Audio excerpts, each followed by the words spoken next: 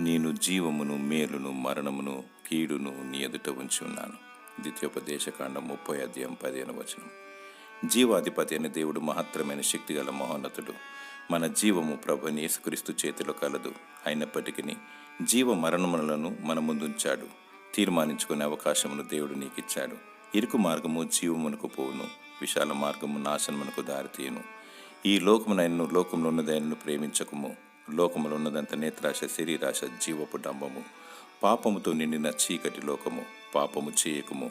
పాపమునకు వచ్చు జీతము మరణము. ఇది రెండవ మరణము. అగ్ని ఆరదు, పురుగు చావదు.